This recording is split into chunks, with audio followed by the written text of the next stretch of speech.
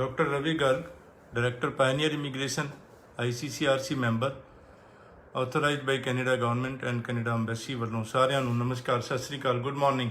Thank you for being with ਮੀ।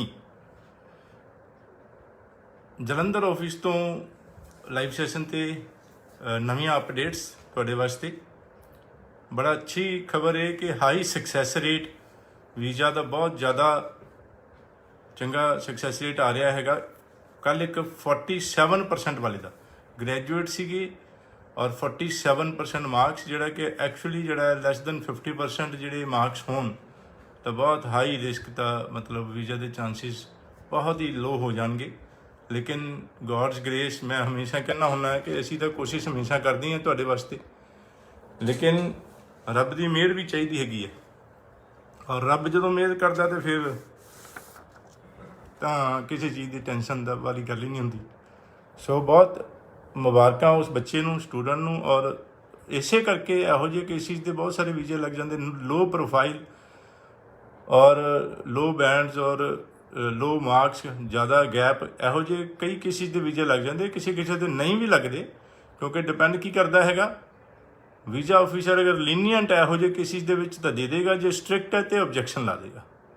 ਔਰ ਬੜੇ ਸਾਰੇ ਜਿਹੜੇ 10 ਵਿੱਚੋਂ 5, 100 ਦੇ ਵਿੱਚੋਂ 5 ਔਰ 1000 ਦੇ ਵਿੱਚੋਂ ਫਿਰ 50 ਹੋ ਜਾਣਗੇ।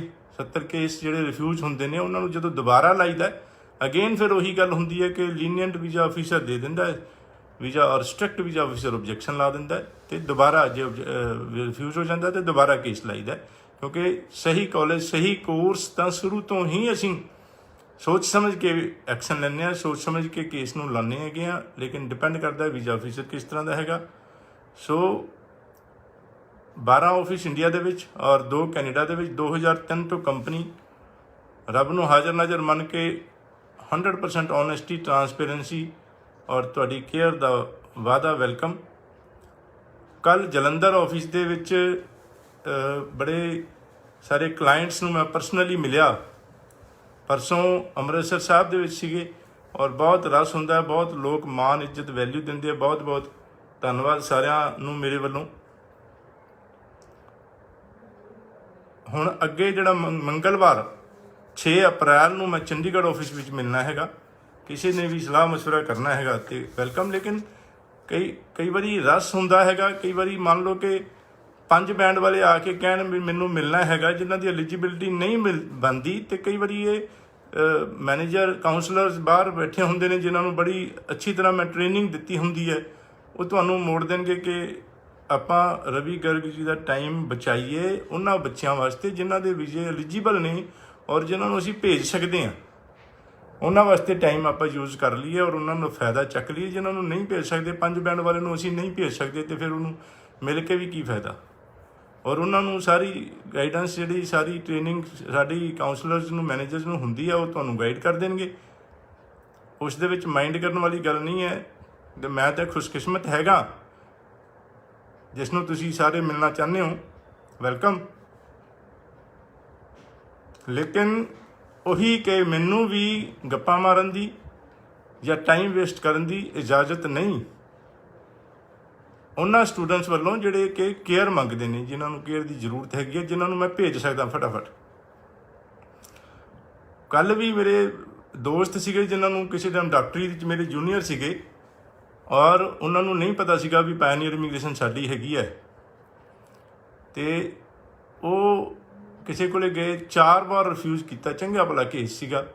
ਔਰ ਉਹਨਾਂ ਕਾਲਜਿਸ ਦੇ ਵਿੱਚ ਜਿੱਥੇ ਕਿ ਪੋਸਟ ਗ੍ਰੈਜੂਏਟ ਵਰਕ ਪਰਮਿਟ ਨਹੀਂ ਮਿਲਣਾ। ਇੱਕ ਪਹਿਲਾਂ ਡੋਰਸੈਟ ਕਾਲਜ ਹੁੰਦਾ ਸੀਗਾ, ਉਹ ਹੁਣ DLI ਲਿਸਟ ਵਿੱਚ ਵੀ ਨਹੀਂ ਹੈਗਾ। ਆਪਾਂ ਹੋਰ ਗੱਲਾਂ ਕਰਾਂਗੇ DLI ਕੀ ਹੁੰਦਾ, ਲੇਕਿਨ DLI ਲਿਸਟ ਵਿੱਚ ਵੀ ਨਹੀਂ ਸੀਗਾ, ਵਰਕ ਪਰਮਿਟ ਮਿਲਣਾ ਨਹੀਂ ਸੀਗਾ। ਉਸ ਤੋਂ ਬਾਅਦ ਇੱਕ ਸਪਰੋਟਸਾ ਕਾਲਜ, ਹਾਲਾਂਕਿ ਦੇਖੋ ਸਾਰੇ ਕਾਲਜਾਂ ਵਾਸਤੇ ਸਾਡੀ ਰਿਸਪੈਕਟ ਹੈਗੀ ਹੈ ਔਰ ਅਸੀਂ ਸਾਰੇ ਕਾਲਜਾਂ ਦਾ ਮਾਣ ਕਰਦੇ ਹੈਗੇ ਹਾਂ। ਲੇਕਿਨ ਪ੍ਰੋਬਲਮ ਇਹ ਹੈਗੀ ਹੈ ਕਿ ਅਗਰ ਸਟੂਡੈਂਟ ਨੂੰ ਮਿਲਣਾ ਹੀ ਨਹੀਂ ਹੈਗਾ ਵਰਕ ਪਰਮਿਟ ਉੱਥੇ ਪੜ੍ਹ ਕੇ, ਅਤੇ ਜੇ ਦੱਸ ਦਈਏ ਸਟੂਡੈਂਟ ਨੂੰ ਫਿਰ ਤਾਂ ਨਹੀਂ ਜਾਣਾ ਚਾਹੇਗਾ। ਅਤੇ ਦੱਸਣਾ ਕਿਉਂ ਨਹੀਂ ਹੈ? ਤਾਂ ਟਰਾਂਸਪੇਰੈਂਟ ਦੀ ਗੱਲ ਹੈਗੀ ਹੈ, ਅਤੇ ਦੱਸਣਾ ਤਾਂ ਹੈਗਾ ਹੀ ਹੈਗਾ। ਅਤੇ ਜੇ ਦੱਸਣਾ ਹੈ, ਉਹਨਾਂ ਨੇ ਜਾਣਾ ਨਹੀਂ, ਤਾਂ ਫਿਰ ਦੱਸ ਕੇ ਵੀ ਕੀ ਫਾਇਦਾ। ਮਤਲਬ ਇਹ ਕਿ ਉਹਨਾਂ ਕਾਲਜ ਵਿੱਚ ਭੇਜਣ ਦਾ ਮਤਲਬ ਹੀ ਨਹੀਂ ਹੈ ਜਿੱਥੇ ਵਰਕ ਪਰਮਿਟ ਨਹੀਂ ਹੈ। ਸਾਡੀ ਮਜਬੂਰੀ ਹੈ। ਔਰ ਸਟੂਡੈਂਟ ਨੂੰ ਕਿਵੇਂ ਕੋਈ ਵੀ ਬੰਦਾ ਗੁੰਮਰਾਹ ਕਰਕੇ ਉਸ ਨੂੰ ਗਲਤ ਰਸਤੇ 'ਤੇ ਜਿਹੜੇ ਵਿਚਾਰੇ ਤਕਰੀਬਨ ਅੱਜ 12 ਤੋਂ 15 ਲੱਖ ਦੇ ਕਰੀਬ ਜ਼ਰੂਰਤ ਹੁੰਦੀ ਹੈਗੀ ਹੈ ਭੇਜਣ ਵਾਸਤੇ, ਸਟੱਡੀ ਵੀਜ਼ਾ ਲਾਉਣ ਵਾਸਤੇ, ਔਰ ਬੜੇ ਔਖੇ ਛੋਕੇ ਹੋ ਕੇ ਕਈ ਵਿਚਾਰੇ, ਜ਼ਿਆਦਾਤਰ ਮੇਰੇ ਖਿਆਲ ਹੈ ਕਿ 10 ਵਿੱਚੋਂ 9 ਦਾ ਮਤਲਬ 90% ਜਿਹੜੇ ਸਟੂਡੈਂਟਸ ਔਖੇ ਛੋਕੇ ਹੋ ਕੇ ਆਪਣਾ ਪਤਾ ਨਹੀਂ ਕੀ ਵੇਚ ਕੇ ਇੰਤਜ਼ਾਮ ਕਰਦੇ ਨੇ। ਉਹਨਾਂ ਨੂੰ ਕਿਵੇਂ ਅਸੀਂ ਗੁੰਮਰਾਹ ਕਰਕੇ ਉਹਨਾਂ ਦਾ ਜਿਹੜਾ ਫਿਊਚਰ ਖਰਾਬ ਕਰ ਸਕਦੇ ਹਾਂ।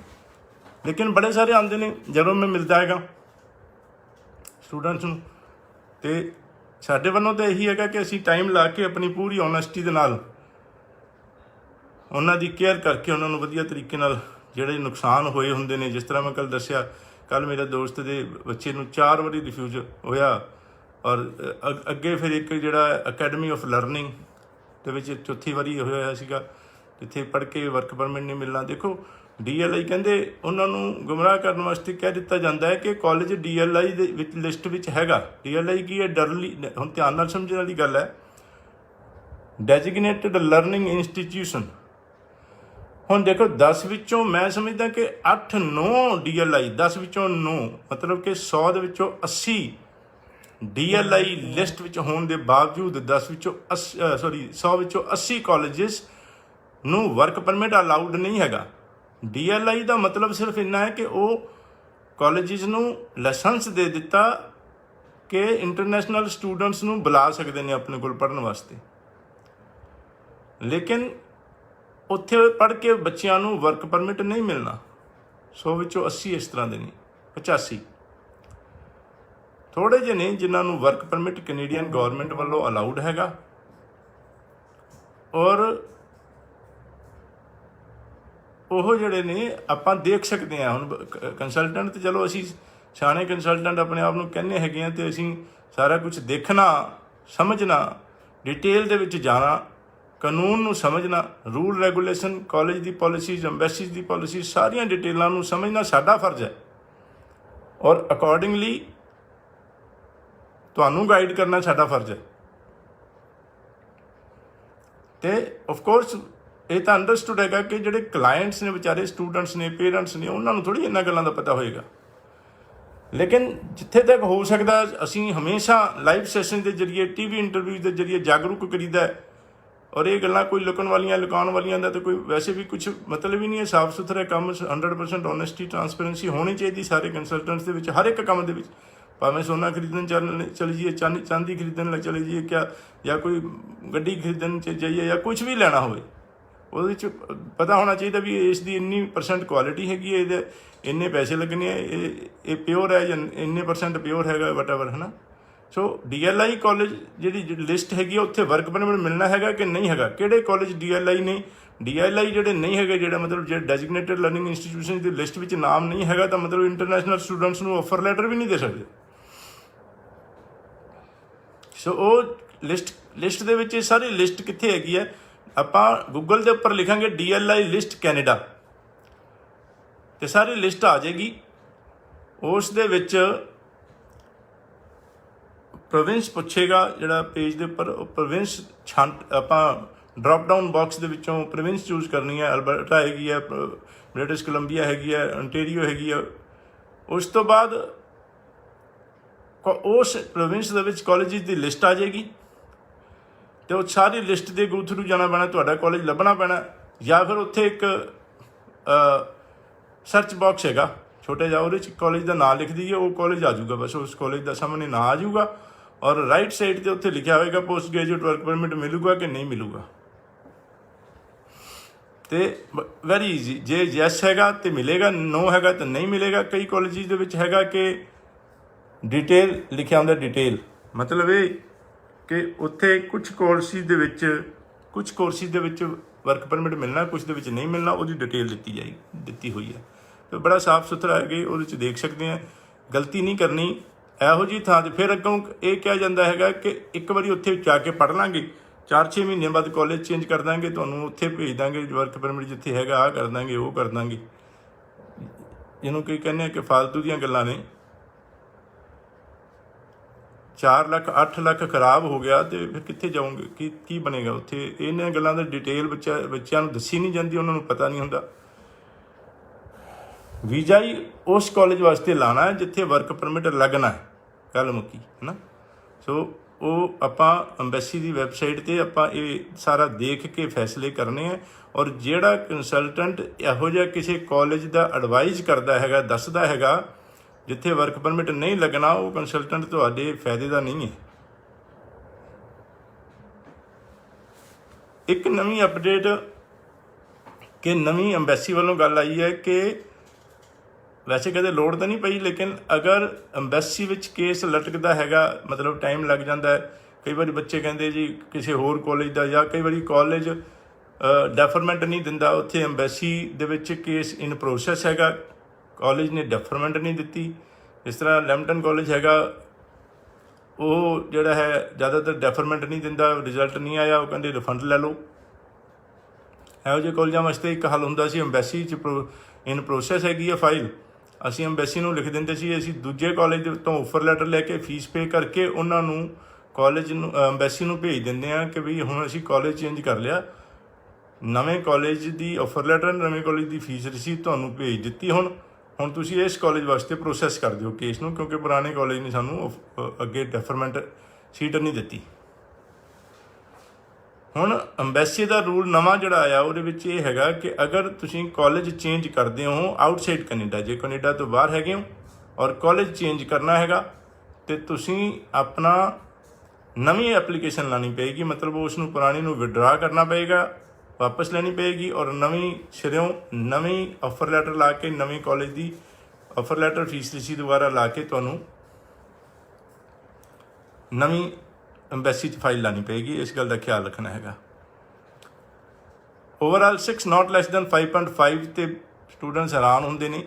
ਪੋਸਟ ਗ੍ਰੈਜੂਏਟ ਈਵਨ ਮਾਸਟਰਸ ਦੇ ਵਿੱਚ, ਆਫ ਕੋਰਸ ਮੈਂ ਅੱਗੇ ਵੀ ਪਿਛਲੇ ਲਾਈਵ ਸੈਸ਼ਨ ਦੇ ਵਿੱਚ ਆਈਲੈਟਸ ਬਾਰੇ ਬੜੀ ਡਿਟੇਲ ਦੇ ਵਿੱਚ ਗੱਲ ਕੀਤੀ ਸੀਗੀ, ਤੇ ਤੁਸੀਂ ਪਿਛਲੇ ਲਾਈਵ ਸੈਸ਼ਨ 'ਚ ਵੀ ਦੇਖਿਆ ਕਰੋ। ਸਟੂਡੈਂਟਸ ਜਿਹੜੇ ਬਾਹਰ ਜਾਣਾ ਚਾਹੁੰਦੇ ਨੇ, ਜਿਨ੍ਹਾਂ ਦੀ ਫਾਈਲਸ ਇਨ ਪ੍ਰੋਸੈਸ ਨੇ ਜਾਂ ਕੈਨੇਡਾ ਦੇ ਸਟੱਡੀ ਵੀਜ਼ਾ ਦੇ ਨਾਲ ਕਿਸੇ ਵੀ ਤਰ੍ਹਾਂ ਲਿੰਕਡ ਨੇ, ਔਰ ਉਹਨਾਂ ਦੇ ਪੇਰੈਂਟਸ ਵੀ ਜਿਨ੍ਹਾਂ ਨੇ ਕਈ ਵਾਰੀ ਤੁਹਾਡੇ ਬੱਚੇ ਦਾ ਵੀਜ਼ਾ ਲੱਗਿਆ ਹੈਗਾ, ਗੁਆਂਢੀ ਪੁੱਛਣ ਲੱਗ ਜਾਂਦੇ, ਰਿਸ਼ਤੇਦਾਰ ਪੁੱਛਣ ਲੱਗ ਜਾਂਦੇ ਕਿੱਥੋਂ ਵੀਜ਼ਾ ਲਵਾਇਆ ਸੀ, ਕਿੰਨੇ ਪੈਸੇ ਦੀ ਲੋੜ ਹੈ, ਛੋਟੀਆਂ ਗੱਲਾਂ ਪੁੱਛਦੇ ਨੇ, ਤੇ ਉਹਨਾਂ ਨੂੰ ਗਾਈਡ ਕਰਨਾ ਹੈਗਾ। ਹੁਣ ਜਿੱਦਾਂ ਬੜੇ ਸਾਰੇ ਲੋਕਾਂ ਨੂੰ ਪਤਾ ਨਹੀਂ ਕਿ ICCRC ਮੈਂਬਰ ਕੀ ਹੁੰਦੇ ਨੇ, ਜਿਨ੍ਹਾਂ ਨੂੰ ਪਤਾ ਉਹਨਾਂ ਨੇ ਫਾਇਦਾ ਚੱਕ ਲਿਆ, ਜਿਨ੍ਹਾਂ ਨੂੰ ਨਹੀਂ ਪਤਾ ਉਹ ਵਿਚਾਰੇ ਕਈ ਵਾਰੀ ਇੱਧਰ ਉੱਧਰ ਦੇ ਕਈ ਵਾਰੀ ਗਲਤ ਕੰਸਲਟੈਂਟਾਂ ਕੋਲ ਫਸ ਕੇ ਵਿਚਾਰੇ ਪੈਸੇ ਫਸਾ ਲੈਂਦੇ ਨੇ, ਜਿਵੇਂ ਮੈਂ ਗੱਲਾਂ ਕੀਤੀਆਂ ਸੀਗੀਆਂ।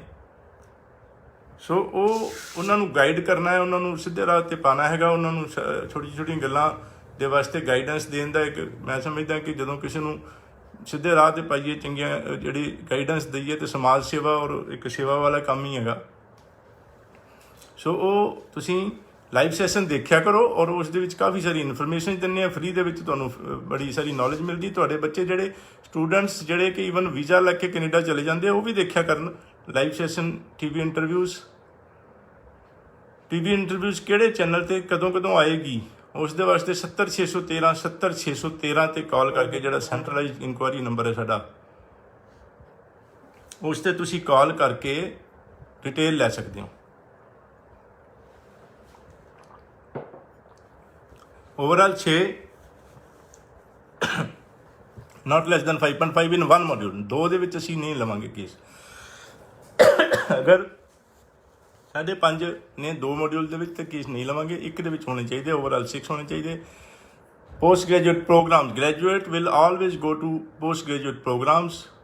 ਗ੍ਰੈਜੂਏਸ਼ਨ ਹੋ ਗਈ ਤਾਂ ਪੋਸਟ ਸੈਕੰਡਰੀ ਪ੍ਰੋਗਰਾਮ ਦੇ ਵਿੱਚ ਨਹੀਂ ਜਾਣਾ। ਬੜੀ ਰੇਅਰ, ਹਜ਼ਾਰਾਂ ਦੇ ਵਿੱਚੋਂ ਕੋਈ ਇੱਕ ਕੇਸ ਹੁੰਦਾ ਜਿਹਦੇ ਵਿੱਚ ਪੋਸਟ ਗ੍ਰੈਜੂਏਟ ਪ੍ਰੋਗਰਾਮ ਉਸ ਦੇ ਨਾਲ ਰੈਲੇਵੈਂਟ ਨਹੀਂ ਮਿਲਦਾ, ਤੇ ਮਜਬੂਰੀ 'ਚ ਪੋਸਟ ਸੈਕੰਡਰੀ ਦੇਣਾ ਪੈਣਾ, ਤੇ ਉਹਦੇ ਸਕਸੈਸ ਰੇਟ ਥੋੜ੍ਹਾ ਜਿਹਾ ਲੋ ਹੋ ਜਾਂਦਾ, ਲੇਕਿਨ ਨਾ ਮਿਲਣ ਦੀ ਹਾਲਤ ਦੇ ਵਿੱਚ ਦਿੰਦੇ ਆ। ਅਦਰਵਾਈਜ਼ ਮੋਸਟ ਗ੍ਰੈਜੂਏਟਸ ਨੂੰ ਪੋਸਟ ਗ੍ਰੈਜੂਏਟ ਪ੍ਰੋਗਰਾਮਸ ਅਵੇਲੇਬਲ ਹੁੰਦੇ ਨੇ। Overall 6 not less than 5.5, nothing to worry, welcome. ਔਰ PTE ਔਰ TOEFL ਦੇ ਨਾਲ ਵੀ ਬੜੇ ਸਾਰੇ ਵੀਜ਼ੇ ਆਉਂਦੇ ਆ, ਪਰ ਸਟਿਲ ਫਿਰ ਮੈਂ ਦੁਬਾਰਾ ਪਿਛਲੇ ਲਾਈਵ ਸੈਸ਼ਨ ਵਿੱਚ ਵੀ ਕਿਹਾ ਸੀਗਾ ਕਿ ਆਈਲੈਟਸ ਪ੍ਰੈਫਰਡ ਹੈਗਾ ਇਹਨਾਂ ਦਾ, ਕੈਨੇਡੀਅਨ ਅੰਬੈਸੀ ਦਾ। ਪਹਿਲਾਂ ਆਈਲੈਟਸ ਦੀ ਕੋਸ਼ਿਸ਼ ਕਰੋ, 2-3-4 ਵਾਰ ਦੇ ਦਿਓ, ਨਹੀਂ ਆਉਂਦੇ ਫਿਰ PTE TOEFL ਜਾਂ ਕਿਸੇ ਹੋਰ ਗੱਲ ਬਾਰੇ ਸੋਚੋ। ਡੋਲਿੰਗੋ ਸਿਰਫ ਕਾਲਜ 'ਚ ਐਡਮਿਸ਼ਨ ਵਾਸਤੇ ਲੈਂਦੇ ਨੇ, ਅੰਬੈਸੀ ਐਕਸੈਪਟ ਨਹੀਂ ਕਰਦੀ। ਨਵੇਂ ਕਾਲਜਿਸ ਆਏ ਨੇ ਟੋਰੰਟੋ ਏਰੀਆ 'ਚ, ਵੈਂਕੂਵਰ ਦੇ ਵਿੱਚ ਜਾਰਜੀਅਨ ਨਿਆਗਰਾ ਲਾਇਲਿਸਟ ਨੇ ਆਪਣੇ ਨਵੇਂ ਕੈਂਪਸ ਟੋਰੰਟੋ ਏਰੀਆ 'ਚ ਖੋਲ੍ਹੇ ਨੇ। ਪ੍ਰਾਈਵੇਟ ਕਾਲਜ ਦੇ ਨਾਲ ਐਸੋਸੀਏਸ਼ਨ ਕਰਕੇ ਇਹ ਜਿਹੜੇ ਪਬਲਿਕ ਕਾਲਜਿਸ ਨੇ ਉੱਥੇ ਆਪਣੇ ਸਬ ਕੈਂਪਸਿਸ ਜਾਂ ਕਹਿ ਦਿੰਦੇ ਹਾਂ ਸੈਟੇਲਾਈਟ ਕੈਂਪਸਿਸ ਖੋਲ੍ਹੇ ਨੇ। ਔਰ ਐਡਮਿਨਿਸਟ੍ਰੇਸ਼ਨ ਜਿਹੜੀ ਹੋਏਗੀ ਉਹ ਪਬਲਿਕ ਕਾਲਜ ਦੀ ਹੋਏਗੀ, ਮੈਨੇਜਮੈਂਟ ਜਿਹੜੀ ਪਬਲਿਕ ਕਾਲਜ ਦੀ ਹੋਏਗੀ, ਡਿਪਲੋਮਾ ਡਿਗਰੀ ਜੋ ਵੀ ਕੁਛ ਤੁਹਾਨੂੰ ਮਿਲਣਾ ਹੈ ਸਰਟੀਫਿਕੇਟ ਉਹ ਪਬਲਿਕ ਕਾਲਜ ਦੁਆਰਾ ਦਿੱਤਾ ਜਾਏਗਾ। ਇਸੇ ਕਰਕੇ ਉੱਥੇ ਵਰਕ ਪਰਮਿਟ ਵੀ ਹੋਏਗਾ, ਜਿਹੜੀ ਮੈਂ ਕਰ ਰਿਹਾ ਕਿ ਉਹਨੂੰ ਕੀ ਕਹਿੰਦੇ ਆ, public private partnership Canada government ਨੇ ਅਲਾਉ ਕੀਤੀ ਹੈਗੀ ਹੈ ਕਾਫੀ ਚਿਰ ਤੋਂ। ਅਤੇ ਨਵੇਂ ਇਹ ਕਾਲਜਿਸ ਆਏ ਨੇ।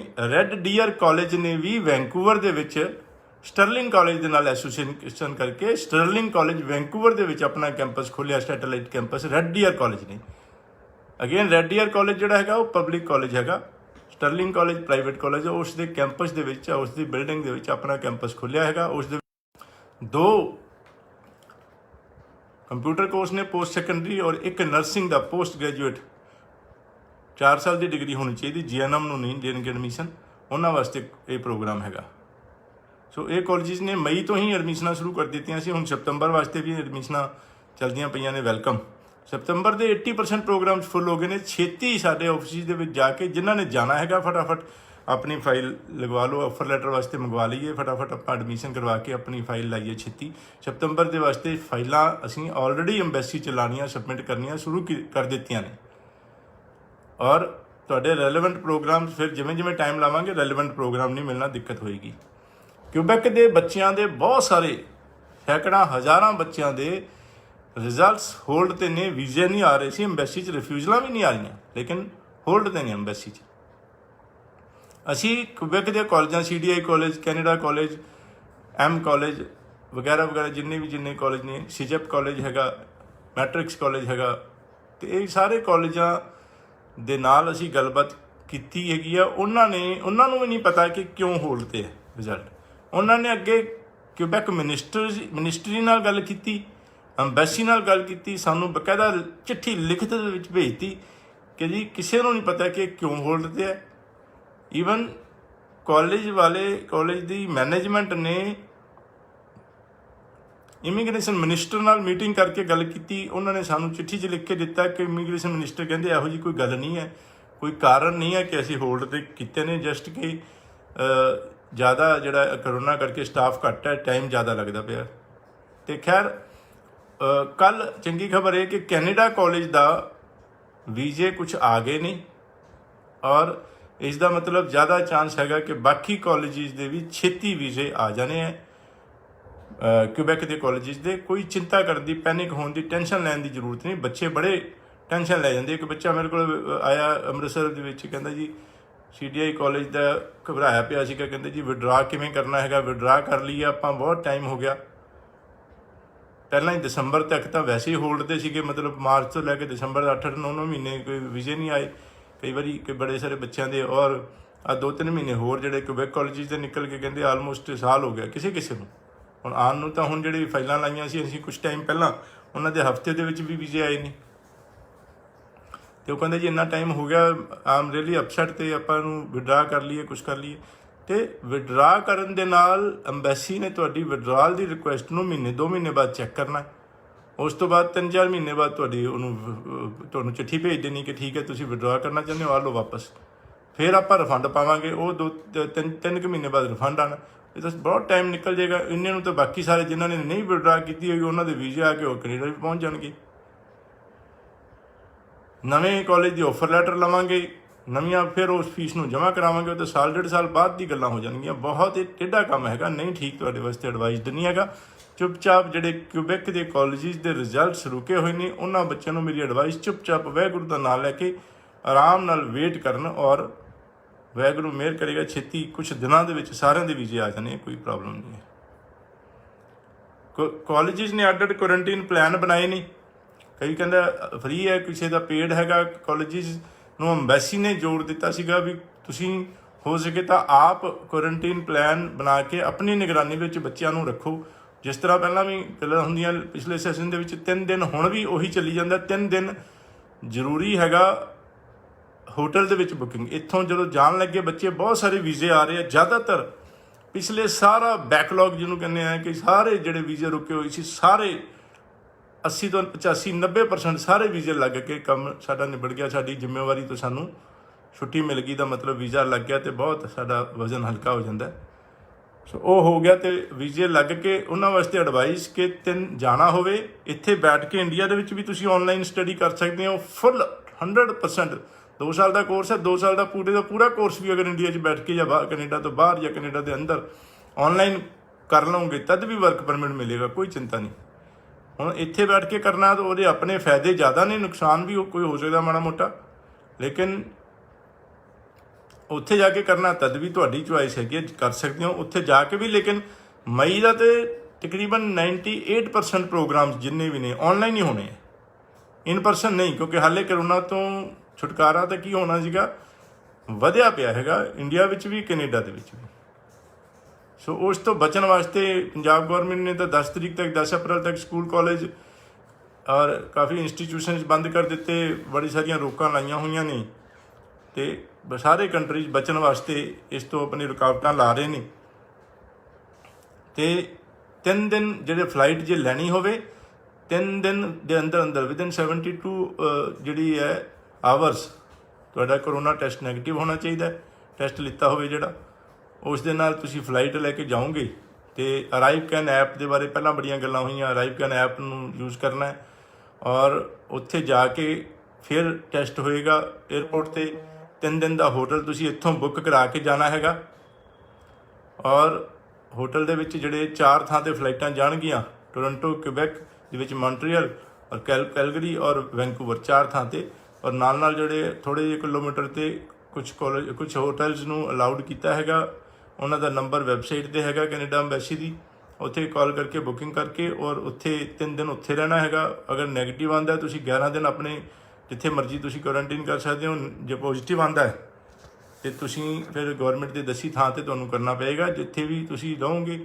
ਜੇ ਤੁਹਾਡਾ ਆਪਣਾ ਨਹੀਂ ਹੈਗਾ, ਜੇ ਨੈਗੇਟਿਵ ਆ ਕੇ ਤੁਹਾਡਾ ਆਪਣਾ ਨਹੀਂ ਹੈਗਾ, ਪੋਜ਼ੀਟਿਵ ਆਉਂਦਾ ਤਾਂ ਤੁਹਾਨੂੰ ਸਾਰੇ ਖਰਚੇ 3 ਦਿਨ ਦਾ ਤਕਰੀਬਨ $1,500 ਔਰ ਬਾਕੀ ਵੀ 11 ਦਿਨ ਦੇ ਜਿਹੜੇ ਖਰਚੇ ਦਾ ਇੰਤਜ਼ਾਮ ਤੁਸੀਂ ਕਰਕੇ ਜਾਣਾ ਹੈਗਾ, ਤੁਹਾਨੂੰ ਪੇ ਕਰਨੇ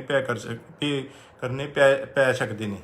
ਸੋ ਇਸ ਗੱਲ ਦਾ ਸਾਰੀਆਂ ਜਿਹੜੀਆਂ ਲੇਟੈਸਟ ਗਾਈਡਲਾਈਨਸ ਨੇ ਇੰਡੀਅਨ ਗੌਰਮੈਂਟ ਦੀ ਫਲਾਈਟਾਂ ਦੀਆਂ, ਕੈਨੇਡਾ ਗੌਰਮੈਂਟ ਦੀਆਂ, ਇਹ ਤੁਸੀਂ ਚੈੱਕ ਕਰਕੇ ਜਾਣਾ ਤਾਂ ਕਿ ਕਿਤੇ ਕੋਈ ਚੀਜ਼ ਦੀ ਕਸਰ ਨਾ ਰਹਿ ਜੇ। ਇਹ ਨਾ ਹੋਵੇ ਕੋਈ ਨਵਾਂ ਰੂਲ ਆਇਆ ਹੋਵੇ, ਨਵੇਂ ਰੂਲ ਰੋਜ਼ ਬਦਲ ਜਾਂਦੇ ਨੇ ਏਅਰਲਾਈਨਸ ਵਾਲਿਆਂ ਦੇ, ਕੈਨੇਡਾ ਅੰਬੈਸੀ ਦੇ, ਇੰਡੀਅਨ ਗੌਰਮੈਂਟ ਦੇ, ਇਹ ਸਾਰਾ ਨਵੇਂ ਰੂਲ ਹੁੰਦੇ ਆ। ਅੱਜ ਤੋਂ ਬਾਅਦ ਵੈਸੇ ਅਸੀਂ ਅਲੱਗ-ਅਲੱਗ TV ਇੰਟਰਵਿਊ ਦੇ ਰਾਹੀਂ ਗੱਲਬਾਤ ਕਰਦੇ ਰਹਿੰਦੇ ਹਾਂ, ਲੇਕਿਨ ਅਗਲੇ ਸੈਟਰਡੇ ਨੂੰ ਸਵੇਰੇ 11 ਵਜੇ ਫਿਰ ਦੁਬਾਰਾ ਲਾਈਵ ਸੈਸ਼ਨ 'ਤੇ ਫਿਰ ਨਵੀਆਂ ਅਪਡੇਟਸ ਕਰਾਂਗੇ। ਲੇਕਿਨ ਉਦੋਂ ਤੱਕ ਵਿਚਕਾਰ ਅਗਰ ਕੁਛ ਚੇਂਜ ਹੋ ਜਾਂਦਾ ਹੈ ਤਾਂ ਤੁਸੀਂ ਖਿਆਲ ਕਰਕੇ ਆਪ ਵੀ ਪੜ੍ਹ ਕੇ ਜਾਣਾ ਹੈ, ਸਾਡੀਆਂ ਕਾਉਂਸਲਰਸ ਮੈਨੇਜਰ ਨੂੰ ਪੁੱਛ ਕੇ ਹਰੀ ਝੰਡੀ ਲੈ ਕੇ ਜਾਣਾ ਹੈ, ਟਰੈਵਲ ਕਰਨਾ ਏਅਰ ਫਲਾਈਟ 'ਤੇ। ਵਿਜ਼ਟਰ ਵੀਜ਼ਾ ਦੇ ਬਾਇਓਮੈਟ੍ਰਿਕਸ ਜਿਹੜੇ ਨੇ ਹਾਲੇ ਰੁਕੇ ਹੋਏ ਨੇ, ਅਲਾਊਡ ਨਹੀਂ ਕੀਤਾ VFS ਨੇ, ਕੈਨੇਡਾ ਅੰਬੈਸੀ ਨੇ। ਬੈਟਰ ਹੈ ਵੈਸੇ ਫਾਈਲਾਂ 'ਤੇ ਆਪਾਂ ਲਾ ਸਕਦੇ ਹਾਂ, ਲੇਕਿਨ ਬੈਟਰ ਹੈ ਆਪਾਂ ਹਾਲੇ ਰੁਕ ਜਾਈਏ ਨਾ, ਹਾਲੇ ਆਪਾਂ ਲਾਈਏ। ਜਦੋਂ ਬਾਇਓਮੈਟ੍ਰਿਕਸ ਮਹੀਨੇ 15 ਦਿਨ ਨੂੰ ਸ਼ੁਰੂ ਹੋਣਗੇ ਉਦੋਂ ਆਪਾਂ ਕਰਾਂਗੇ। ਜਿਹੜੇ ਜਿਸ ਤਰ੍ਹਾਂ ਹੁਣ ਮਈ ਇਨਟੇਕ ਸ਼ੁਰੂ ਹੋਣ ਵਾਲਾ ਹੈਗਾ ਅਤੇ ਬੱਚਿਆਂ ਦੇ ਰਜਿਸਟ੍ਰੇਸ਼ਨ ਦਾ ਔਨਲਾਈਨ ਕਲਾਸਿਸ ਸ਼ੁਰੂ ਹੋ ਜਾਣਗੀਆਂ ਇੰਡੀਆ ਤੋਂ ਵੀ, ਜਿਨ੍ਹਾਂ ਦੇ ਹਾਲੇ ਅੰਬੈਸੀ 'ਚ ਫਾਈਲ ਲੱਗੀ ਹੈ, ਨਹੀਂ ਵੀ ਵੀਜ਼ਾ ਆਏ। ਬੜੇ ਸਾਰੇ ਕਾਲਜਿਸ ਅਲਾਓ ਕਰਦੇ ਪਏ ਨੇ, ਤੁਹਾਡੀ ਫਾਈਲ ਅੰਬੈਸੀ 'ਚ ਤੁਸੀਂ ਉਹ ਰਿਜ਼ਲਟ ਬਾਅਦ 'ਚ ਆ ਜਾਏਗਾ, ਵੀਜ਼ਾ ਆ ਜਾਏਗਾ, ਤੁਸੀਂ ਆਪਣੀ ਕਲਾਸਾਂ ਔਨਲਾਈਨ ਸ਼ੁਰੂ ਕਰ ਦਿਓ। ਔਰ ਕਈਆਂ ਨੇ ਮੈਂਡੇਟਰੀ ਦਾ ਮਤਲਬ ਜ਼ਰੂਰੀ ਕਰ ਦਿੱਤਾ, ਉਹਨਾਂ ਦੀ ਲਾਣੀ ਪੈਣੀ ਆਪਾਂ ਨੂੰ। ਵੀਜ਼ਾ ਬਾਅਦ 'ਚ ਆਏਗਾ, ਵੀਜ਼ਾ ਆਏਗਾ ਨਹੀਂ ਆਏਗਾ ਤਾਂ ਜ਼ਿਆਦਾਤਰ ਕਾਲਜਿਸ ਕਹਿੰਦੇ ਨੇ ਅਸੀਂ ਵਾਪਸ ਕਰ ਦਾਂਗੇ। ਕੁਝ ਕਾਲਜਿਸ ਕਹਿੰਦੇ ਆ ਵੀ ਕਲਾਸ ਸ਼ੁਰੂ ਹੋਣ 'ਤੇ ਮੰਨ ਲਓ 5 ਮਈ ਨੂੰ ਕਲਾਸਾਂ ਸ਼ੁਰੂ ਨੇ, 5 ਜੂਨ ਤੱਕ ਜੇ ਤੁਹਾਡਾ ਰਿਫਿਊਜ਼ ਹੋ ਗਿਆ ਤਾਂ ਅਸੀਂ ਸਾਰੀ ਫੀਸ ਵਾਪਸ ਕਰ ਦਾਂਗੇ। ਜੇ 15 ਜੂਨ ਨੂੰ ਮਤਲਬ 1 ਮਹੀਨੇ ਤੋਂ ਲੇਟ ਹੋਇਆ ਤਾਂ ਫਿਰ ਤੁਹਾਡੀ ਫੀਸ ਜੀ ਵਾਪਸ ਨਹੀਂ ਕਰਨੀ। ਜਿਹੜੇ ਵਾਪਸ ਨਹੀਂ ਕਰਨਗੇ ਨਾ, ਫੁੱਲ ਫੀਸ ਵਾਪਸ ਨਹੀਂ ਕਰਨਗੇ, ਉਹ ਸੇਫ ਕਾਲਜ ਨਹੀਂ, ਅਨਸੇਫ ਕਾਲਜ ਨੇ। ਉਹਨਾਂ ਦੀਆਂ ਕੋਸ਼ਿਸ਼ ਕਰਨਾ ਜੇ ਕਿਸੇ ਤਰੀਕੇ ਨਾਲ ਆਪਣੇ ਬਚਾਅ ਹੁੰਦਾ ਆਪਾਂ ਕਲਾਸਾਂ ਸ਼ੁਰੂ ਨਹੀਂ ਕਰਨੀਆਂ ਉਹਨਾਂ ਦੀਆਂ। ਕਿਉਂਕਿ ਮੇਰੇ ਦੇਖਣ 'ਚ ਆਇਆ ਹੈਗਾ, ਮੇਰੇ ਕੋਲ ਬੜੇ ਸਾਰੇ ਸਟੂਡੈਂਟਸ ਦੇ ਕੇਸਿਸ ਆਏ ਜਿਹੜੇ ਕਿਸੇ ਅਸੀਂ ਤਾਂ ਖਿਆਲ ਰੱਖਿਆ ਬਹੁਤ ਧਿਆਨ ਨਾਲ, ਬੜੇ ਸਾਰੇ ਕੰਸਲਟੈਂਟਸ ਦੇ, ਬੜੇ ਸਾਰੇ ਬੱਚਿਆਂ ਦੇ ਪੈਸੇ ਇੱਕ ਇੱਕ ਦੋ ਦੋ ਸਮੈਸਟਰ ਦੇ ਮਰ ਗਏ। ਇੱਕ ਸਮੈਸਟਰ ਦੇ 4 ਲੱਖ, 2 ਸਮੈਸਟਰ ਦੇ 8 ਲੱਖ ਮਰ ਚੁੱਕੇ ਨੇ ਪੈਸੇ। ਸੋ ਖਿਆਲ ਰੱਖਣਾ ਹੈਗਾ, ਜੇ ਅਨਸੇਫ ਕਾਲਜ ਅਸੀਂ ਕਹਿੰਦੇ ਹੈਗੇ ਆ ਤੇ ਫਿਰ ਉਹਨੂੰ ਨਹੀਂ ਅਸੀਂ ਕਲਾਸਾਂ ਲਾਉਣ ਦੀ ਜੇ ਬਚਤ ਹੁੰਦੀ ਆ ਆਪਾਂ ਨਹੀਂ ਲਾਉਣੀ, ਡੈਫਰਮੈਂਟ ਕਰਾ ਲੈਣੀ ਅਗਲੇ ਇਨਟੇਕ ਵਾਸਤੇ। ਔਰ ਅਗਰ ਜ਼ਰੂਰੀ ਹੈ ਤਾਂ ਜ਼ਰੂਰੀ ਕਰ ਲਾਂਗੇ। ਅਗਰ ਰੱਬ ਨਾ ਕਰੇ 10 ਵਿੱਚੋਂ 5 100 ਦੇ ਵਿੱਚੋਂ 5 ਦੀ ਰਿਫਿਊਜ਼ਲ ਆਉਂਦੀ ਹੈ ਤੇ ਇਮੀਡੀਏਟਲੀ ਵਿਦਿਨ ਉਹਨਾਂ ਦੇ ਦਿਨ ਫਿਕਸ ਕੀਤੇ ਨੇ, 5 ਦਿਨ ਦੇ ਅੰਦਰ, 4 ਦਿਨ ਦੇ ਅੰਦਰ, 10 ਦਿਨ ਦੇ ਅੰਦਰ ਜੇ ਆਪਾਂ ਕਾਲਜ ਨੂੰ ਦੱਸਾਂਗੇ ਫਿਰ ਹੀ ਫੀਸ ਵਾਪਸ ਕਰਨਗੇ। ਤੇ ਜੇ ਕੋਈ ਰਿਫਿਊਜ਼ ਵਾਲਾ ਹੋ ਜਾਂਦਾ ਤੇ ਕਈ ਵਾਰੀ ਬੰਦਾ ਹੋਰ ਕੰਸਲਟੈਂਟਾਂ ਨੂੰ ਸੋਚਣ ਵਿਚਾਰਨ ਲੱਗ ਜਾਂਦਾ, ਇੱਧਰ ਉੱਧਰ ਪਤਾ ਕਰਨ ਲੱਗ ਜਾਂਦਾ ਵੀ ਹੁਣ ਅੱਗੇ ਕੀ ਕੀਤਾ ਜਾਵੇ। ਉਹਨਾਂ ਚੱਕਰਾਂ ਦੇ ਵਿੱਚ ਡਿਲੇ ਨਹੀਂ ਕਰਨਾ, ਇਮੀਡੀਏਟ ਐਕਸ਼ਨ ਲੈਣਾ। 1-2 ਦਿਨ ਦੇ ਅੰਦਰ ਆਪਣਾ ਫੈਸਲਾ ਕਰਨਾ। ਜ਼ਿਆਦਾਤਰ ਕੇਸਿਸ ਜਿਹੜੇ ਰਿਫਿਊਜ਼ ਹੁੰਦੇ ਨੇ ਉਹਨਾਂ ਨੂੰ ਅਸੀਂ ਕਹਿੰਦੇ ਦੁਬਾਰਾ ਲਾਉਣਾ ਫਾਈਲ ਅੰਬੈਸੀ 'ਚ, ਤੇ ਦੁਬਾਰਾ ਲਾਈਏ ਅੰਬੈਸੀ ਦੇ ਵਿੱਚ ਫਾਈਲ। ਅਗਰ ਨਹੀਂ ਲਾਣੀ, ਰਿਫੰਡ ਲੈਣਾ, ਤੇ ਫਟਾਫਟ ਆਪਾਂ ਕਾਲਜ ਨੂੰ ਕਹਿ ਕੇ ਪੈਸੇ ਆਪਾਂ ਆਪਣੇ ਵਾਪਸ ਲਈਏ, ਖਤਮ ਕਰੀਏ ਗੱਲ, ਹੈ ਨਾ। ਉਹ ਇਮੀਡੀਏਟ ਐਕਸ਼ਨ ਰਿਕੁਆਇਰਡ ਹੁੰਦਾ, ਉਸ ਨੂੰ ਟਾਈਮ ਲਾ ਕੇ ਰਿਸਕ ਦੇ ਵਿੱਚ ਨਹੀਂ ਆਉਣਾ। ਔਰ ਜਿਨ੍ਹਾਂ ਨੇ ਜਿਹੜਾ ਉਹੀ ਆਨਲਾਈਨ ਕਲਾਸਿਸ ਲਾਉਣੀਆਂ, ਫਿਰ ਆਪਾਂ ਨੂੰ ਹੁਣ ਤੋਂ ਹੀ ਤੁਸੀਂ ਸਾਰੇ ਸਟੂਡੈਂਟਸ ਜਿਨ੍ਹਾਂ ਨੇ ਫਾਈਲਾਂ ਜਨਵਰੀ ਇਨਟੇਕ ਦੀਆਂ ਸੀਗੀਆਂ, ਹਲੇ ਵੀਜ਼ੇ ਆ ਗਏ, ਜਨਵਰੀ ਦੀਆਂ ਸੀਗੀਆਂ, ਮਈ ਦੀ ਸੀਗੀਆਂ, ਜਿਨ੍ਹਾਂ ਦੇ ਹਲੇ ਰਿਜ਼ਲਟ ਨਹੀਂ ਆਏ, ਉਹ ਆਪਣੇ ਕਾਲਜ ਦੀ ਪਾਲਿਸੀ ਦੇ ਬਾਰੇ ਉਹਨਾਂ ਨੂੰ ਪੂਰੀ ਤਰ੍ਹਾਂ ਪਤਾ ਹੋਣਾ ਚਾਹੀਦਾ ਹੈਗਾ ਵੀ ਸਾਡਾ ਕਾਲਜ ਕੀ ਕਹਿੰਦਾ, ਸਾਡੇ ਕਾਲਜ ਦੇ ਰੂਲ ਕੀ ਹੈਗੇ ਨੇ। ਉਸ ਦੇ ਬਾਰੇ ਸਾਡੇ ਕਾਉਂਸਲਰ, ਸਾਡੇ ਮੈਨੇਜਰ ਨੂੰ ਮਿਲ ਕੇ ਗੱਲ ਕਰ ਲਓ। ਕਾਲਜ ਦੀ ਵੈਬਸਾਈਟ 'ਤੇ ਰੀਫੰਡ, ਡੈਫਰਮੈਂਟ, ਵਿਡਰਾਲ ਔਰ ਕਾਲਜ ਦਾ ਨਾਂ ਇਹ ਲਿਖੋਗੇ ਤੇ ਉੱਥੇ ਵੈਬਸਾਈਟ 'ਤੇ ਪਹੁੰਚ ਜਾਏਗਾ। ਤੁਹਾਡੇ ਕਾਲਜ ਦੀ ਵੈਬਸਾਈਟ 'ਤੇ ਉਸ ਪੇਜ 'ਤੇ ਪਹੁੰਚ ਜਾਏਗਾ ਜਿੱਥੇ ਇਹ ਗੱਲਾਂ ਲਿਖੀਆਂ ਹੋਈਆਂ ਨੇ। ਸੋ ਤੁਸੀਂ ਉਹ ਪੜ੍ਹ ਲਓ, ਜ਼ਰੂਰ ਲੱਭ ਲਓ। ਕਾਲਜ ਦੀ ਵੈਬਸਾਈਟ 'ਤੇ ਜ਼ਰੂਰ ਲਿਖਿਆ ਹੋਏਗਾ ਤੁਹਾਡੀ ਉਹਨਾਂ ਦੀ ਕਾਲਜ ਦੀ ਰਿਫੰਡ ਪਾਲਿਸੀ ਕੀ ਹੈਗੀ, ਡੈਫਰਮੈਂਟ ਪਾਲਿਸੀ ਕੀ ਹੈ, ਕਦੋਂ ਤੱਕ ਤੁਸੀਂ ਡੈਫਰਮੈਂਟ ਦੀ ਰਿਕੁਐਸਟ ਪਾ ਸਕਦੇ ਹੋ, ਕਦੋਂ ਤੱਕ ਤੁਸੀਂ ਰਿਫੰਡ ਲੈ ਸਕਦੇ ਹੋ, ਸਾਰੀਆਂ ਗੱਲਾਂ ਦੀ ਡਿਟੇਲ ਲਿਖੀ ਹੁੰਦੀ ਹੈ। ਨਹੀਂ ਸਮਝ ਆਉਂਦੀ ਤੇ ਸਾਡੇ ਕਾਉਂਸਲਰ ਨੂੰ, ਮੈਨੇਜਰ ਨੂੰ ਮਿਲ ਕੇ ਪਤਾ ਕਰੋ। ਤੁਹਾਨੂੰ ਪਤਾ ਹੋਣਾ ਚਾਹੀਦਾ, ਲਿਖਤ ਵਿੱਚ ਲੈ ਲਓ ਕਿਹੜੀ ਡੇਟ ਤੱਕ ਕਿੱਦਾਂ ਕਰਨਾ ਆਪਾਂ, ਔਰ ਕੀ ਹੋਏਗਾ ਤੇ ਕੀ ਕਰਨਾ ਹੈਗਾ। ਮਤਲਬ ਰਿਫਿਊਜ਼ ਹੋ ਗਿਆ ਤੇ ਫਿਰ ਕੀ ਕਰਨਾ ਹੈਗਾ, ਔਰ ਅਗਰ ਵੀਜ਼ਾ ਆ ਗਿਆ ਤੇ ਫਿਰ ਕਦੋਂ ਤੱਕ ਆਪਾਂ ਡੈਫਰਮੈਂਟ ਪਾ ਸਕਦੇ ਹਾਂ, ਡੈਫਰਮੈਂਟ ਦੀ ਡੈਡਲਾਈਨ ਕੀ ਹੈ। ਇਹ ਸਾਰੀਆਂ ਡੈਡਲਾਈਨਸ ਨੂੰ ਲਿਖ ਕੇ ਰੱਖਣਾ, ਆਪਣਾ ਅਲਰਟ ਰਹਿਣਾ ਹੈਗਾ। ਉਹ ਡੈਡਲਾਈਨ ਤੋਂ ਪਹਿਲਾਂ ਹੀ ਕਾਉਂਸਲਰਸ ਨੂੰ ਮਿਲ ਕੇ ਕਿਹਾ, ਕੋਈ ਵੀ ਕੰਸਲਟੈਂਟ ਹੈ, ਸਾਡਾ ਤਾਂ ਚਲੋ ਹੈ ਹੀ ਹੈ, ਲੇਕਿਨ ਕੋਈ ਵੀ ਕੰਸਲਟੈਂਟ ਹੈ ਉਸ ਨੂੰ ਮਿਲ ਕੇ ਆਪਣਾ ਐਕਸ਼ਨ ਜਿਹੜਾ ਰਿਕੁਆਇਰਡ ਹੈਗਾ, ਜਿਹੜਾ ਐਕਸ਼ਨ ਲੈਣ ਵਾਲਾ ਹੈਗਾ, ਉਸ ਨੂੰ ਟਾਈਮ ਸਿਰ ਐਕਸ਼ਨ ਲੈਣਾ ਹੈਗਾ। ਓਰੀਐਂਟੇਸ਼ਨ ਜਿਹੜੀ ਕਾਲਜ ਦੀ ਹੁੰਦੀ ਹੈਗੀ ਹੈ, ਕਲਾਸ ਸਟਾਰਟ ਡੇਟ ਤੋਂ ਮੰਨ ਲਓ 5 ਮਈ ਨੂੰ ਕਲਾਸਾਂ ਸ਼ੁਰੂ ਨੇ, ਹਫ਼ਤਾ ਕੁ ਪਹਿਲਾਂ ਤਕਰੀਬਨ ਓਰੀਐਂਟੇਸ਼ਨ ਹੁੰਦੀ ਹੈਗੀ ਆ। ਉਸ ਦੇ ਵਿੱਚ ਕਾਫੀ ਕਾਲਜ ਜਿਹੜਾ ਕਾਫੀ ਡਿਟੇਲਾਂ ਦਿੰਦਾ ਹੈਗਾ, ਇਹ ਡੈਡਲਾਈਨਸ ਬਾਰੇ ਹੋਰ ਕਈ ਕੁਛ ਦੱਸਦਾ ਹੈਗਾ ਸਾਰੀ। ਉਸ ਨੂੰ ਤੁਸੀਂ ਹਰ ਚੀਜ਼ ਨੂੰ ਅਲਰਟ ਹੋ ਕੇ ਸੁਣਨਾ, ਸਮਝਣਾ, ਨੋਟਸ ਬਣਾਉਣੇ ਆ। ਸਟੂਡੈਂਟਸ ਨੇ ਤੁਹਾਡੀ ਥੋੜ੍ਹੀ ਜਿਹੀ ਗਲਤੀ ਤੁਹਾਡੀ ਫੀਸ ਨੂੰ ਮਾਰ ਸਕਦੀ ਹੈ, ਤੁਹਾਡੇ ਨੁਕਸਾਨ ਕਰ ਸਕਦੀ ਹੈ। ਫਿਰ ਆਪਾਂ ਇਹ ਕਹਿਣਾ ਬੜਾ ਸੌਖਾ ਹੈ ਕਿ ਕੋਈ ਵੀ ਕੰਸਲਟੈਂਟ ਹੋਏ ਜੀ, ਕੰਸਲਟੈਂਟ ਨੇ ਕਰ ਦਿੱਤਾ। ਸਟੂਡੈਂਟ ਨੂੰ ਵੀ ਅਲਰਟ ਹੋਣ ਦੀ ਜ਼ਰੂਰਤ ਹੈ। ਕੰਸਲਟੈਂਟ ਦੀ ਪ੍ਰੋਬਲਮ ਇਹ ਹੈਗੀ ਹੈ ਵੀ 100 ਦੇ ਕਾਲਜ ਨੇ, 100 ਕਾਲਜਾਂ ਦੇ ਅੱਡ-ਅੱਡ ਰੂਲ, ਅੱਡ-ਅੱਡ ਰੈਗੂਲੇਸ਼ਨ, ਅੱਡ-ਅੱਡ ਡੈਡਲਾਈਨਸ, ਅੱਡ-ਅੱਡ ਪਾਲਿਸੀਆਂ, ਉਹਨਾਂ ਦੀ ਅੱਡ-ਅੱਡ ਗੱਲਾਂ ਬਾਤਾਂ ਹੈਗੀਆਂ ਨੇ। ਉਹਨੂੰ ਸਾਰਿਆਂ ਨੂੰ ਪਹਿਲਾਂ ਸਮਝਣਾ, ਫਿਰ ਉਸ ਨੂੰ ਸਾਰਿਆਂ ਨੂੰ ਨੋਟਸ ਬਣਾਉਣੇ, ਉਹਨੂੰ ਲਿਖਣਾ, ਉਹਨੂੰ ਸੰਭਾਲਣਾ, ਉਹਨੂੰ ਫਿਰ ਸਟੂਡੈਂਟਸ ਨੂੰ ਦੱਸਣਾ। ਕਿਤੇ ਮਿਸਕਮਿਊਨੀਕੇਸ਼ਨ ਹੋਈ, ਗਲਤੀ ਹੋ ਗਈ, ਆਪਸ ਵਿੱਚ ਗੱਲਬਾਤ ਪ੍ਰੋਪਰ ਨਾ ਹੋਈ ਤੇ ਫਿਰ ਗੜਬੜ ਹੋਏਗੀ। ਕੋਸ਼ਿਸ਼ ਤਾਂ ਪੂਰੀ ਕਰਦੇ ਨੇ ਕੰਸਲਟੈਂਟ ਜਿੰਨਾ ਵੀ ਹੈ, ਚਲੋ ਕਰਦਾ ਹਰ ਬੰਦਾ, ਲੇਕਿਨ ਤੁਸੀਂ ਆਪ ਵੀ ਅਲਰਟ ਰਹਿਣਾ ਹੈਗਾ। ਕਾਲਜ ਦੇ ਐਪ, ਬੜੇ ਸਾਰੇ ਕਾਲਜ ਐਪ ਬਣਾ ਰਹੇ ਨੇ। ਤੁਹਾਡੀ ਜਿਹੜੀ ਈਮੇਲ ਭੇਜੀ ਹੁੰਦੀ ਹੈ ਕਾਲਜ ਨੂੰ, ਉਸ ਦੇ 'ਤੇ ਵੀ ਕਮਿਊਨੀਕੇਟ ਕਰਦੇ ਨੇ, ਲਿਖਦੇ ਨੇ। ਔਰ ਐਪ ਬਣਾਈਆਂ ਨੇ ਕਾਲਜ ਨੇ, ਅੱਡ-ਅੱਡ ਕਾਲਜਾਂ ਨੇ ਆਪਣੀਆਂ ਐਪ। ਉਸ ਐਪ 'ਤੇ ਅਪਡੇਟਸ ਭੇਜਦੇ ਨੇ, ਆਪਣੀ ਪਾਲਿਸੀਜ਼ ਦੇ ਬਾਰੇ ਡਿਟੇਲ ਭੇਜਦੇ ਨੇ। ਹਰ ਇੱਕ ਮੈਸੇਜ ਨੂੰ ਕਾਲਜ ਦੁਆਰਾ ਭੇਜਿਆ ਹੋਇਆ ਹੈ, ਹਰ ਇੱਕ ਈਮੇਲ ਮੈਸੇਜ, ਐਪ ਵਾਲੇ ਮੈਸੇਜ, ਉਸ ਨੂੰ ਤੁਸੀਂ ਬਿਲਕੁਲ ਧਿਆਨ ਨਾਲ ਪੜ੍ਹਨਾ ਹੈਗਾ, ਇਗਨੋਰ ਨਹੀਂ ਕਰਨਾ, ਲਾਪਰਵਾਹੀ ਨਹੀਂ ਕਰਨੀ ਸਟੂਡੈਂਟਸ ਦਾ। ਮੈਂ ਇਹ ਚੀਜ਼ ਨੋਟ ਕੀਤੀ ਹੈ, ਮਸਤੀ 'ਚ ਹੁੰਦੇ ਨੇ ਦਾ ਮਤਲਬ ਇਹ ਕਿ ਵੀ ਬਸ ਇਸ ਉਮਰ 'ਚ ਖੇਡਣ ਕੁੱਦਣ ਵਾਲਾ ਤਾਂ ਨਹੀਂ, ਲੇਕਿਨ ਘੁੰਮਣ ਫਿਰਨ ਵਾਲਾ ਹੋਣਾ ਵੀ। ਘੁੰਮਣ ਫਿਰਨਾ, ਇੱਧਰ ਉੱਧਰ ਮੌਜ ਮਸਤੀ ਵਾਲਾ ਕੰਮ ਹੁੰਦਾ। ਘੱਟ ਧਿਆਨ ਦਾ, ਸੀਰੀਅਸਨੈਸ ਬੜੀ ਘੱਟ ਹੁੰਦੀ ਉਮਰ ਦਾ। ਟਿਕਾ ਜਾ 18-20-22 ਸਾਲ, 18 ਸਾਲ ਦੇ ਹੁੰਦਾ ਉਮਰ ਦਾ ਚੱਕਰ। ਲੇਕਿਨ ਫਿਰ ਉਹ ਲਾਪਰਵਾਹੀ ਹੋਈ, ਨੁਕਸਾਨ ਹੋਇਆ, ਅਤੇ ਦੂਜੇ 'ਤੇ ਗੱਲ ਪਾਉਣਾ, ਕੰਸਲਟੈਂਟ ਨੂੰ ਕਹਿ ਦੇਣਾ ਬੜਾ ਸੌਖਾ ਹੈਗਾ। ਕਿ ਜੇ ਤੁਸੀਂ ਨਹੀਂ ਦੱਸਿਆ ਤਾਂ ਤੁਸੀਂ ਆਪ ਵੀ ਤੁਹਾਨੂੰ ਧਿਆਨ ਦੇਣ ਦੀ ਲੋੜ ਹੈਗੀ ਹੈ। ਕੰਸਲਟੈਂਟ ਨੂੰ ਵੀ ਧਿਆਨ, ਸਾਰੇ ਕੰਸਲਟੈਂਟਸ ਨੂੰ ਵੀ ਖਿਆਲ ਰੱਖਣਾ ਚਾਹੀਦਾ। ਅਸੀਂ ਆਪਣੀ ਜ਼ਿੰਮੇਵਾਰੀ ਨੂੰ ਚੰਗੀ ਤਰ੍ਹਾਂ ਸਮਝਦੇ ਹਾਂ, ਖਿਆਲ ਰੱਖਦੇ ਹਾਂ। ਥੋੜ੍ਹੀ ਜਿਹੀ ਮੈਂ ਜਿਹੜੀ ਲੋਕਾਂ ਨੂੰ ਮਿਲਿਆ ਉੱਥੇ ਠੱਗੀਆਂ ਹੋਈਆਂ, ਉਸ ਦੇ ਵਿੱਚ ਤੁਹਾਨੂੰ ਲਾਸਟ ਦੇ 1-2 ਮਿੰਟ ਇਹ ਸਲਾਹ ਕਿ ਆਪਣੇ ਬੈਂਕ ਤੋਂ ਸਿੱਧੇ ਕਾਲਜ ਦੀ ਫੀਸ ਜਮ੍ਹਾਂ ਕਰਾਉਣੀ ਆ, ਆਪਣੇ ਬੈਂਕ ਤੋਂ ਸਿੱਧੇ ਜਿਹੜਾ GIC ਦਾ ਅਮਾਊਂਟ ਕੈਨੇਡੀਅਨ ਬੈਂਕ ਵਿੱਚ ਜਮ੍ਹਾਂ ਕਰਾਉਣਾ। ਕਿਸੇ ਕੰਸਲਟੈਂਟ ਨੂੰ ਚੈੱਕ, ਡਰਾਫਟ, ਕੈਸ਼ ਜਾਂ ਬੈਂਕ ਟ੍ਰਾਂਸਫਰ ਰਾਹੀਂ ਪੈਸੇ ਨਹੀਂ ਦੇਣੇ। ਕੰਸਲਟੈਂਟ ਜਿਹੜੇ ਨੇ 2, 4, 5, 10, 20 ਹਜ਼ਾਰ ਇੱਦਾਂ ਕੁਝ ਲੈ ਸਕਦੇ ਨੇ, ਲੱਖਾਂ ਦੇ ਵਿੱਚ ਤਾਂ ਸਵਾਲ ਹੀ ਨਹੀਂ ਹੁੰਦਾ। ਸਾਡੀ ਕੋਈ ਫੀਸ ਨਹੀਂ ਹੈਗੀ। 2000 ਰੁਪਏ ਅਸੀਂ ਲੈਂਦੇ ਹੈਗੇ ਰਜਿਸਟ੍ਰੇਸ਼ਨ ਦੇ, ਉਸ ਦੇ ਵਿੱਚ ਕਾਗਜ਼ ਪੱਤਰਾਂ ਦੇ ਖਰਚੇ ਦੇ, ਹੋਰ ਸਾਡੀ ਕੋਈ ਫੀਸ ਨਹੀਂ ਹੈਗੀ। ਜ਼ਿਆਦਾਤਰ ਕੇਸਿਸ ਦੇ ਵਾਸਤੇ, ਰਿਫਿਊਜ਼ਡ ਕੇਸਿਸ ਦੀ ਥੋੜ੍ਹੀ ਜਿਹੀ ਫੀਸ ਹੈਗੀ ਹੈ, ਬਾਕੀ ਬਹੁਤ ਹੀ ਮਿਨੀਮਮ ਜੈਨੂਅਨ ਚਾਰਜਿਸ ਹੁੰਦੇ ਨੇ, ਔਰ ਸਟੂਡੈਂਟ ਵੀਜ਼ਾ ਦੇ ਵਿੱਚ ਤਾਂ ਹੈ ਹੀ ਨਹੀਂ। ਸੋ ਵੈਲਕਮ, ICCRC ਮੈਂਬਰ, ਔਰ ਉਹੀ 2003 ਤੋਂ ਇੰਨੀ ਪੁਰਾਣੀ ਕੰਪਨੀ, ਔਰ ਸਾਡੀ ਜਿਹਨੂੰ ਅਸੀਂ ਕਹਿੰਦੇ ਹਾਂ ਕਿ ਓਨੈਸਟੀ ਸਪੈਸ਼ਲਿਸਟ ਹੈਗੇ, ਐਕਸਪਰਟਿਜ਼ ਤਾਂ ਚਲੋ ਹੈਗੀ ਹੈ, ਕੇਅਰ ਵੀ ਤੁਹਾਡੀ ਕਰਦੇ ਹਾਂ, ਮਾਨ, ਇੱਜ਼ਤ, ਵੈਲਿਊ, ਖਿਆਲ, ਔਰ ਵੈਲਕਮ। ਲੇਕਿਨ ਕੰਸਲਟੈਂਟ ਆਪਣਾ ਬੜੇ ਧਿਆਨ ਨਾਲ ਚੂਜ਼ ਕਰਨਾ। ਉਹੀ ਰਾਹ ਦਿਖਾਉਣ ਵਾਲੇ ਕੰਮ ਹੈ। ਗਲਤ ਰਾਹ 'ਤੇ ਚਲੇ ਜਾਂਦੇ ਹਾਂ ਅਤੇ ਸਭ ਗੜਬੜ, ਉਲਟਾ ਪੁਲਟਾ ਹੋ ਜਾਂਦਾ, ਸਭ ਠੱਗੀਆਂ, ਖਰਾਬੀਆਂ, ਪਰੇਸ਼ਾਨੀਆਂ। ਬਾਅਦ ਦੇ ਵਿੱਚ ਜਿਹੜਾ ਚੁੰਗਲ ਤੋਂ ਛੁੱਟਣਾ, ਕਿਸੇ ਦੇ ਚੁੰਗਲ ਤੋਂ ਛੁੱਟਣਾ ਬਹੁਤ ਔਖਾ ਹੋ ਜਾਂਦਾ ਹੈ। ਬੜੀ ਕੱਲ੍ਹ ਵੀ ਮੇਰੇ ਕੋਲ ਕੋਈ ਸਟੂਡੈਂਟ ਆਇਆ, ਉਸ ਦਾ ਕੇਸ ਕੰਪਲੀਕੇਟ ਹੋ ਗਿਆ ਸੀਗਾ, ਕਿਸੇ ਕੰਸਲਟੈਂਟ ਕੋਲ ਚੱਲਦਾ ਪਿਆ, ਕਹਿੰਦੇ ਜੀ ਉੱਥੇ ਕੁਛ ਹੁੰਦਾ ਨਹੀਂ ਪਿਆ, ਪਰੇਸ਼ਾਨੀ ਬਹੁਤ ਆ ਰਹੀ ਹੈ, ਕੰਮ ਫਸਿਆ ਪਿਆ ਹੈਗਾ, ਅਤੇ ਤੁਸੀਂ ਸਾਡਾ ਕੇਸ ਲੈ ਲਓ। ਅਤੇ ਫਿਲਹਾਲ ਤਾਂ ਮੈਂ ਇਹੀ ਕਿਹਾ ਕਿ ਚਲੋ ਉਹਨਾਂ ਦੇ ਜਿਹੜੇ ਕੰਪਨੀ ਦੇ ਕਾਊਂਸਲਰ ਨਾਲ ਗੱਲ ਚੱਲਦੀ ਸੀ, ਉਹਨਾਂ ਦੀ ਮੈਨੇਜਰ ਨਾਲ ਨਹੀਂ ਗੱਲ ਹੋਈ, ਅਤੇ ਮੈਂ ਕਿਹਾ ਮੈਨੇਜਰ ਨੂੰ ਮਿਲ ਲਓ ਤੁਸੀਂ, ਆਪਣੇ ਹਾਇਰ ਲੈਵਲ ਨੂੰ ਮਿਲ ਕੇ ਗੱਲਬਾਤ ਕਰਕੇ ਮਸਲਾ ਹੱਲ ਕਰਾ ਲਓ, ਨਹੀਂ ਹੋਏਗਾ ਤਾਂ ਅਸੀਂ ਦੇਖ ਲਾਂਗੇ। ਲੇਕਿਨ ਬੜਾ ਮੁਸ਼ਕਿਲ ਹੋ ਜਾਂਦਾ ਹੈ। ਬੜੀਆਂ ਸਾਰੀਆਂ ਗੱਲਾਂ ਸ਼ੇਅਰ ਕਰਨ ਵਾਲੀਆਂ ਰਹਿੰਦੀਆਂ ਨੇ, ਕਰਨੀਆਂ ਚਾਹੁੰਦੇ ਹੈਗੇ ਆ, ਲੇਕਿਨ ਟਾਈਮ ਘੱਟ ਪੈ ਜਾਂਦਾ ਹੈਗਾ। ਬਜਟ ਦਾ ਬੜਾ ਕੁਐਸਚਨ ਆ ਰਹੇ ਨੇ, ਬਜਟ ਕਿੰਨਾ ਚਾਹੀਦਾ ਹੈਗਾ।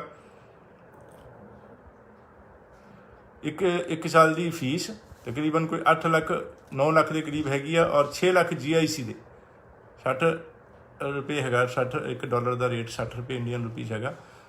6 ਲੱਖ ਦੇ ਕਰੀਬ, $10,000 ਕਰਾਉਣੀ ਹੁੰਦੀ, 6 ਲੱਖ ਦੇ ਕਰੀਬ ਹੋ, ਅਤੇ ਤਕਰੀਬਨ ਕੋਈ 15 ਲੱਖ ਦੇ ਕਰੀਬ ਇਸ ਵਕਤ ਚਾਹੀਦਾ ਹੈਗਾ ਸਟੂਡੈਂਟ ਵੀਜ਼ਾ 'ਤੇ ਕੈਨੇਡਾ ਭੇਜਣ ਲਈ।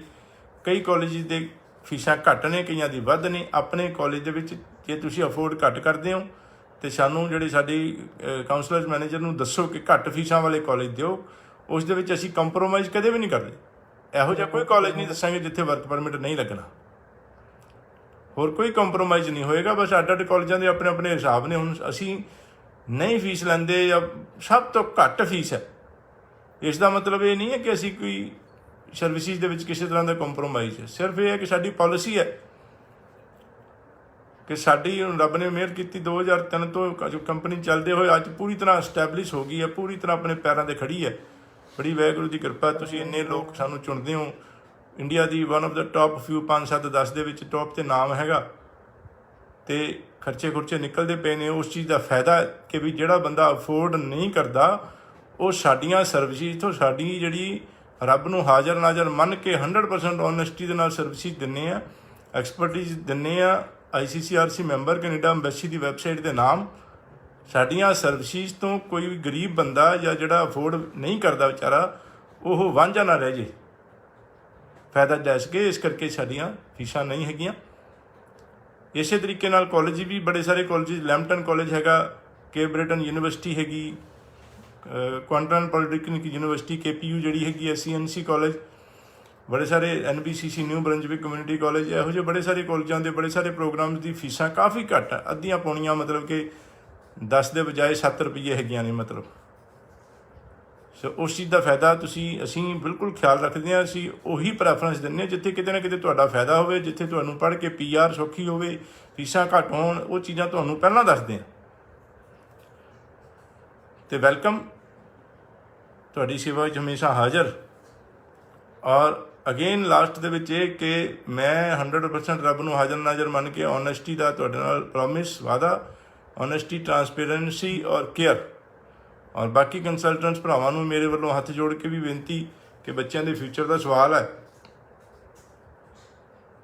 ਆਪਾਂ ਸਾਰੇ ਰਲ ਕੇ ਸੇਵਾ ਕਰੀਏ। ਔਰ ਖਾਸ ਤੌਰ ਤੇ ਬੱਚੇ ਆਪਣੇ ਹੀ ਬੱਚੇ ਨੇ, ਪੰਜਾਬ ਦੇ ਨੇ ਖਾਸ ਤੌਰ ਤੇ ਜਾਂ ਇੰਡੀਆ ਦੇ ਨੇ ਇਹਨਾਂ। ਔਰ ਮੈਂ ਤਾਂ ਇੱਕ ਗੱਲ ਕਹਿਣਾ ਹੁੰਦਾ ਕਿ ਵੀ ਜ਼ਰੂਰੀ ਹੈਗਾ ਵੀ ਆਪਣਾ ਛੋਟਾ ਜਿਹਾ ਘਰ ਜੇ ਰੱਬ ਦੇਵੇ ਚਲੋ ਵੱਡਾ ਵੀ ਠੀਕ ਹੈ, ਲੇਕਿਨ ਘਰ ਔਰ ਕੋਈ ਜੈਨੂਅਨ ਜੀ ਗੱਡੀ ਜਾਂ ਜੋ ਤੁਹਾਡੀਆਂ ਮਾੜੀ ਮੋਟੀਆਂ ਖੁਆਇਸ਼ਾਂ ਨੇ ਛੋਟੀਆਂ ਮੋਟੀਆਂ ਉਹ ਪੂਰੀਆਂ ਕਰਨ ਤੋਂ ਬਾਅਦ ਤੇ ਫਿਰ ਜਿਹੜੇ ਇਹ ਹਵਸ ਔਰ ਭੁੱਖ ਵਾਲਾ ਕੰਮ ਹੈ ਨੋਟਾਂ ਵਾਲਾ, ਉਸ ਨੂੰ ਕੰਟਰੋਲ ਕਰਨਾ ਹੈ, ਬੱਚਿਆਂ ਦੇ ਸੁਪਨਿਆਂ ਨੂੰ ਪੂਰਾ ਕਰਨਾ ਹੈਗਾ। ਤੇ ਮੈਂ ਤੁਹਾਡੇ ਵਾਸਤੇ ਹਾਜ਼ਰ। ਇਜਾਜ਼ਤ ਦਿਓ, ਅਗਲੇ ਸ਼ਨੀਵਾਰ ਸਵੇਰੇ 11 ਵਜੇ ਫਿਰ ਦੁਬਾਰਾ ਲਾਈਵ ਅਪਡੇਟਸ ਦੇ ਰਾਹੀਂ, ਲਾਈਵ ਸੈਸ਼ਨ ਦੇ ਰਾਹੀਂ ਲੇਟੈਸਟ ਅਪਡੇਟ ਸਾਂਝੀਆਂ ਕਰਾਂਗੇ। ਸਤਿ ਸ਼੍ਰੀ ਅਕਾਲ।